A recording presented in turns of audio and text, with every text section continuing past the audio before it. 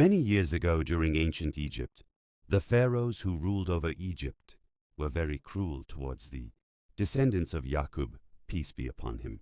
The descendants were known as the Bani Israel, or children of Israel, both meaning the same thing.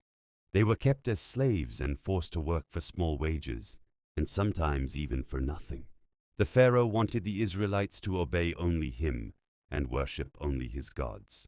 As time passed, a new Pharaoh took over. He hated the Israelites very much. He punished the Israelites at every given opportunity. He hated to see them multiplying and prospering in his kingdom. One night, when the Pharaoh was sleeping, he had a dream. In his dream, he saw that a huge ball of fire came from the sky and burned down the city. The fire burned the houses of all Egyptians, but the houses of the Israelites stayed unharmed. Pharaoh was horrified. He didn't understand what the dream meant. So the next day, he called his priests and magicians. He asked them about the dream he had.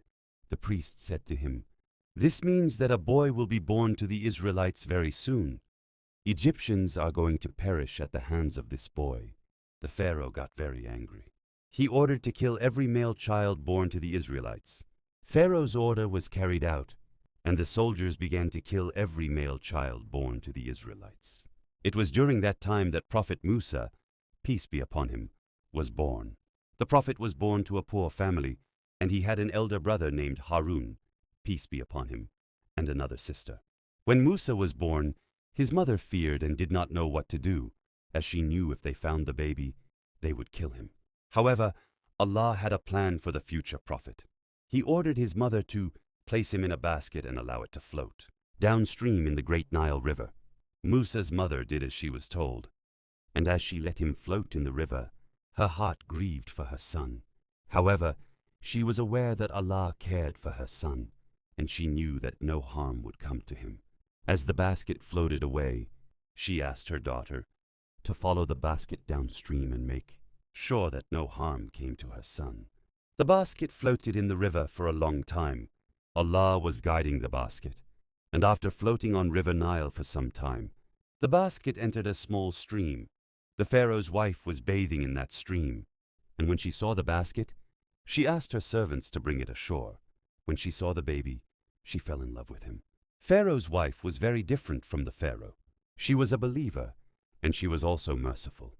She was longing for a child, so when she saw the baby, she hugged and kissed him. Pharaoh was surprised when he saw his wife hugging and kissing the baby.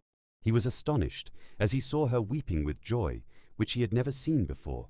"Let me keep this baby and let him be a son to us," she requested her husband. Pharaoh couldn't refuse her, and they decided to adopt the baby. After some time, the baby started getting hungry, and he started crying. The queen summoned a few nurses to feed the baby, but he refused to take any of their breast milk. It was then that the soldiers brought the sister to the queen. This girl was following the basket. Then the sister replied, "I was just following the basket out of curiosity, Your Highness." When she saw her brother crying, she was worried, and she blurted out, "I know someone who can feed him." The queen agreed, and she ordered the soldiers to fetch the woman that the little girl was talking about. The prophet's sister then brought their mother, and she started to feed him. As the child was put to her breast, he immediately started suckling the milk. Pharaoh, who was watching all this, was astonished and asked, "Who are you?" "This child has refused to take any other breast but yours." The mother of the prophet knew that if she told them the truth, they would kill them immediately. So she told them, "I am a woman of sweet milk and sweet smell. That's why no child refuses me." Her answer satisfied the Pharaoh, and she was appointed as his nurse. Musa, peace be upon him, grew up in the palace as a prince. Allah granted him good health, strength, knowledge, and wisdom. He had a kind heart, so the weak and the oppressed often turned to him seeking help. One day, while he was walking in the city, he saw an Egyptian soldier beating an Israelite. When the Israelite saw the prophet, he begged him for his help. The prophet decided to help the poor man and asked the soldier to stop beating the Israelite. The soldier questioned his authority and said something that really angered the prophet.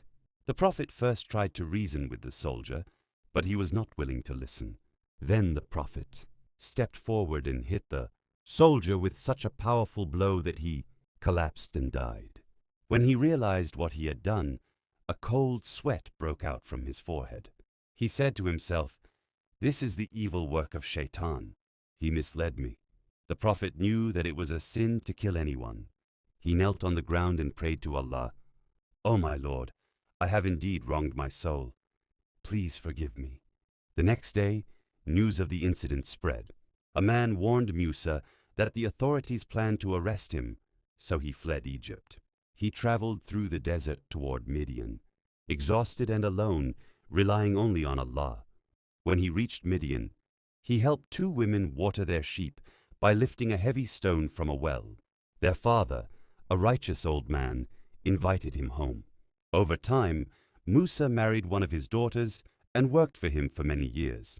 After completing his service, Musa left with his family and traveled through the desert. Near Mount Sinai, he saw a fire. When he approached it, Allah spoke to him directly and chose him as a prophet. Allah gave him miracles, including his staff turning into a serpent and then back again. Allah commanded Musa to go to Pharaoh and call him to worship Allah and free the children of Israel. Musa, along with his brother Harun, went to Pharaoh and delivered the message. Pharaoh rejected it arrogantly and demanded proof. Musa showed miracles, but Pharaoh called it magic and gathered his magicians. Pharaoh gathered the kingdom's magicians to challenge Musa. They cast their ropes and staffs, making them appear as snakes. Musa then cast his staff, and it swallowed all their illusions. The magicians immediately recognized the miracle as truth and believed in Allah. Pharaoh became furious and refused to free the Israelites. Allah then sent a series of signs and punishments upon Egypt, including drought, floods, locusts, lice, frogs, and water turning into blood. Each time, the Egyptians promised to release the Israelites if the punishment was removed. Each time, they broke their promise. Finally, Allah commanded Musa to lead his people out. They reached the Red Sea, and Pharaoh's army followed them. Allah commanded Musa to strike the sea, and it parted, making a dry path. The Israelites crossed safely, but Pharaoh and his army drowned when the sea closed over them. After this, Musa continued guiding his people. They wandered in the desert, received revelations and faced trials, including worship of the golden calf made by Samiri. Musa corrected them and called them back to Allah. Eventually, after many years, Musa completed his mission. He passed away after asking Allah to let him die near the Holy Land. This is the story of Prophet Musa, peace be upon him.